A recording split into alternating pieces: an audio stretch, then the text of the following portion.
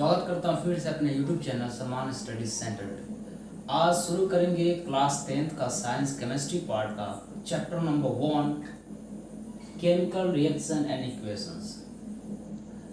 रासायनिक अभिक्रियाएं और उसके समीकरण को आज हम डिस्कस करेंगे इस वीडियो में।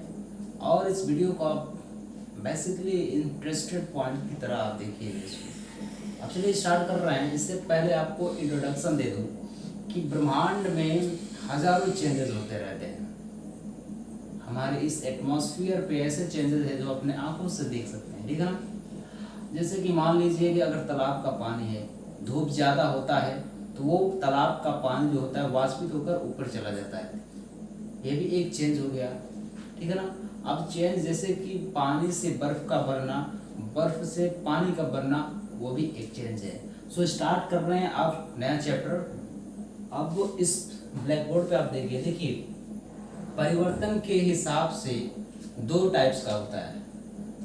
Change further two types. First the name of physical change and second is chemical change. Physical change यानी भौतिक परिवर्तन, इसको हम एक्सटर्नल चेंज भी कहते हैं, जैसे कि बाहरी परिवर्तन जो हम अपने आंखों से भी देख सकते हैं। अब जैसे इसको एक पॉइंट करके समझाया हम, इससे समझने में सबसे आसान होगी। जैसे भौतिक परिवर्तन वे परिवर्तन होता है जिनमें भौतिक अवस्थाएं, आकार, रंग, आयतन परिवर्तित होता है, ठीक है ना। और सेकेंड दिया है द्रव्यमान में कोई परिवर्तन नहीं होता। थर्ड एकदम इसमें कोई नया पदार्थ नहीं बनता। अब चलिए इसको समझे। जैसे कि भौतिक परिवर्तन में आकार और रंग और आयतन तो परिवर्तित हो जाएगा, ठीक है ना, लेकिन द्रव्यमान परिवर्तित नहीं होगा, यानी उसका वेट कितना है वो परिवर्तित नहीं होगा। अब तीसरी चीज दिया है, इसमें कोई नया पदार्थ नहीं बनता। भौतिक अवस्था में बेसिकली बात किया जाए और एग्जैक्टली इसमें कोई नया पदार्थ बनता ही नहीं है, केवल चेंज होता रहता है। अब जैसे कि मान लीजिए मैंने एक सरिया लिया, ठीक है ना, समझ लीजिए लोहे का सरिया है। इसको अगर हम गर्म कर रहे हैं, पहले तो ये ब्राउन कलर का है, ठीक है ना, एग्जैक्टली ये ब्राउन कलर का नहीं है, लेकिन अब सरिया जैसा होता है वो ब्राउन कलर का होता है। अगर उसको 100 डिग्री सेंटीग्रेड पर अगर उसको हम गर्म करते हैं तो वो एकदम रेड सा हो जाता है, लाल हो जाता है, यानी उसके रंग में क्या हुआ, परिवर्तन हुआ। लेकिन उसके द्रव्यमान में परिवर्तन नहीं हुआ, क्योंकि मान लो सरिया अगर 200 ग्राम का है तो रेड हो जाएगा तो भी वो 200 ग्राम का ही होगा। केवल उसके किस में चेंज हुआ है, वो भी चेंज हुआ है रंग में, ठीक है ना। उसके आयतन में भी परिवर्तन हो सकता है, आकार में भी चेंज हो सकता है। और उसको चेंज करना चाहे हथौड़ी से मार कर, अगर कोई सरिया उसको हथौड़ी से मारा जाता है तो एक स्लिमली फ्लैट हो जाता है, ठीक है ना, फ्लैट टाइप हो जाता है, तो वो भी एक उसके आकार में चेंज हो जाता है, ठीक है ना। कोई इसमें द्रव्यमान में कोई परिवर्तन नहीं होता और ना ही इसमें कोई नया पदार्थ बनता है, ठीक है ना। जैसे कि एग्जाम्पल ले ले, चीनी का जल में घुलना, ये भौतिक परिवर्तन का एक एग्जाम्पल है। देखिए जैसे कि मान लीजिए कि एक आप जार लिए, उस जार में पानी भरा हुआ है और उसमें आप चीनी यानी डाल दे रहे हैं, तो उसमें चीनी पहले फर्स्ट ऑफ ऑल इस जार में पानी है, अगर उसको शुगर को इन्वॉल्व किए गए इसमें, तो क्या होगा, पहले तो वो धीरे धीरे घुलेगा। एग्जैक्टली ऐसा नहीं है कि एक ही बार घुल जाएगा, ठीक है ना। पहले वो बिस्मांगी होगा, बिस्मांगी से धीरे धीरे स्लोली अगर वो घुलना स्टार्ट होगा तो घुलते घुलते वो समांगी मिश्रण में हो जाएगा, ठीक है ना। अब उसके बाद वो चीनी में घुल गया, यानी वो भी एक परिवर्तन हुआ। पहले कैसे था, चीनी हमको दिखाई दे रहा था, लेकिन कुछ ऐसे समय पर एक बार वो चीनी जल में एकदम पूरी तरह से घुलनशील हो गया, तो वो चेंज हो गया है। अगर उसके स्वाद में भी देखें तो मीठा हो जाएगा, वो भी चेंज हो गया है। सो स्टार्ट कर रहे हैं दूसरी सेशन, वो भी रासायनिक परिवर्तन। इसकी देख लीजिए हेडलाइंस क्या है। इस परिवर्तन में नया पदार्थ बनता है, ठीक है ना। रासायनिक परिवर्तन एक ऐसा परिवर्तन है जिसमें नया पदार्थ बनता है, ठीक है ना।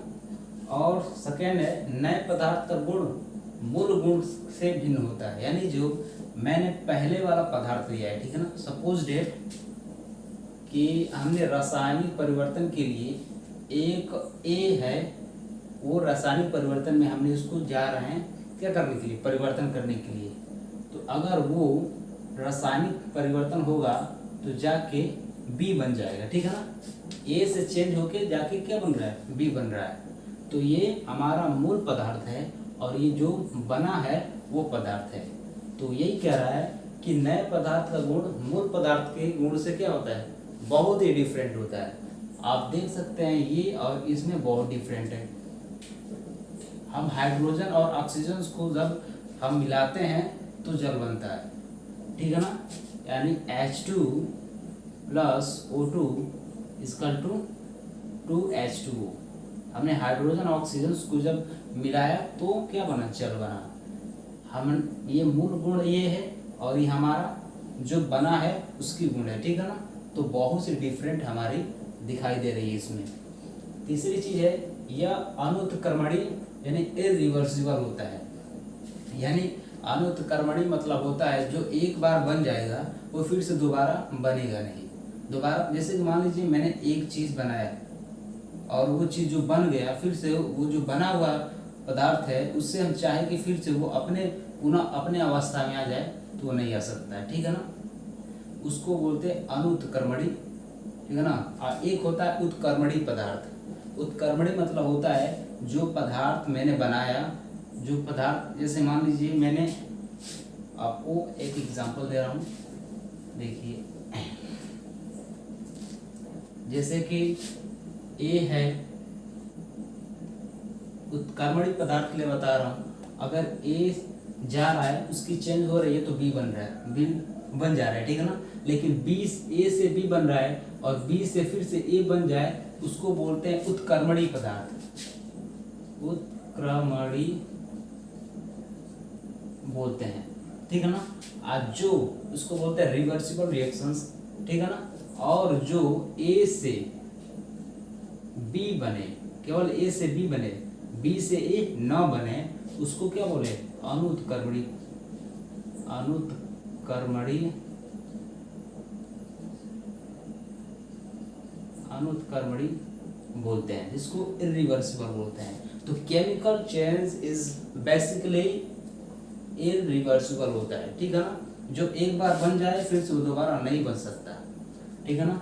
और इसका चौथा हेडलाइन है जो पदार्थ रासायनिक प्रक्रिया में भाग लेता है उसको हम अभिकारक बोलते हैं, दैट इज कॉल्ड रिएक्टेंट। और जो पदार्थ बनता है उसको प्रोडक्ट बोलते हैं। इसको ब्लैक बोर्ड पे हम अच्छी तरह से समझ सकते हैं।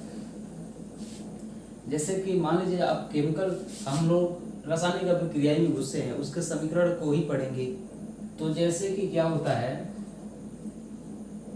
ये मान लीजिए अभिकारक है और इधर वाला उत्पाद, इसको इंग्लिश में बोलते हैं रिएक्टेंट और इसको बोलते हैं प्रोडक्ट।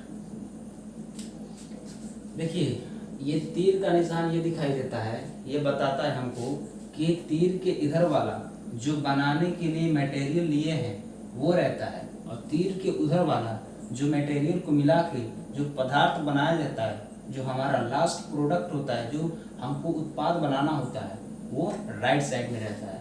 यानी राइट हैंड साइड जो रहता है वो हमारा पदार्थ बनने के लिए मतलब वो केमिकल रिएक्शंस में लाया जाता है। और लेफ्ट हैंड साइड में जो चीज़ें हम उसमें इंक्लूडेड करते हैं, जो चीज़ें हमको बनाना पड़ता है, उसकी मटेरियल को लेफ्ट हैंड साइड में लिखते हैं, ठीक है ना। तो ये इधर वाले पार्ट को हम बोलते हैं अभिकारक, उधर वाले पार्ट को बोलते हैं उत्पाद, ठीक है ना। ये कितने मात्रा में ले रिएक्टेंट होता है और क्या बन रहा है वो क्या होता है, प्रोडक्ट होता है, ठीक है ना। जो पदार्थ बनता है उसको हम क्या बोलते हैं, प्रोडक्ट बोलते हैं। अब चलिए ये चीज़ आप लोगों को समझ में आ गया होगा। अब हम दूसरी हेडलाइंस है,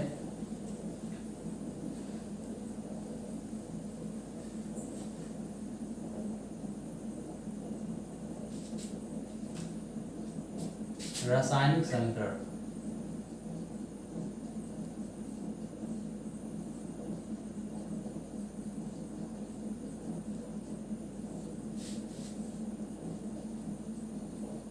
केमिकल रिएक्शन।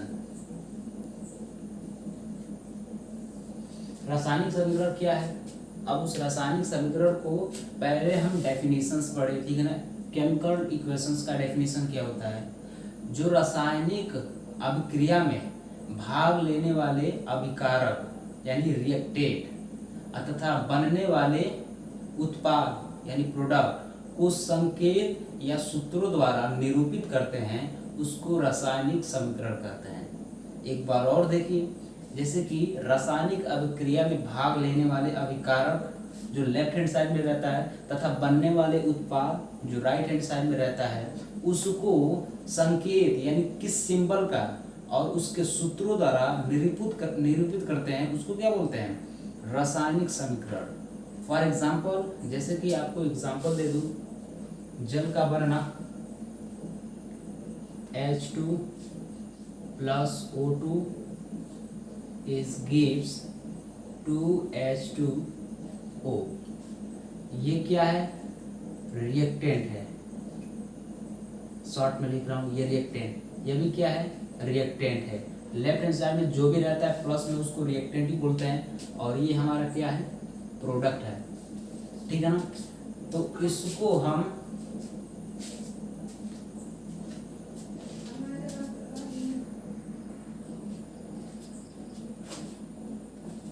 अभी इस एग्जाम्पल के लिए हैं, तो देखिए यहाँ पर H2 है और यहाँ पे O2 है। इसका सिंबल है, ये हाइड्रोजन का सिंबल है, ठीक है ना, हाइड्रोजन, और ये ऑक्सीजन का, और ये हमारा क्या? हाइड्रोजन ऑक्साइड है, हाइड्रोजन ऑक्साइड यानी जिसको हम वाटर बोलते हैं, ठीक है ना।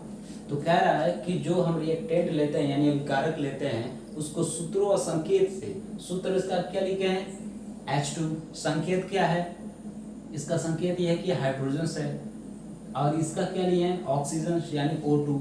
हमको मालूम रहना चाहिए कि कौन सिंबल किसका है, हाइड्रोजन का H2, ऑक्सीजन का O2, और जो बना है H2 यानी 2 मोल H2O बना है। H2O का फार्मूला ओनली H2O होता है, not for 2H2O। 2 is called moles, यानी वो कितने मात्रा में बना है, ठीक है ना, यानी 2 मोल जल बना है, ठीक है ना। तो ये हाइड्रोजन हो गया, ये ऑक्सीजन हो गया, और जो बना प्रोडक्ट हमारा क्या है?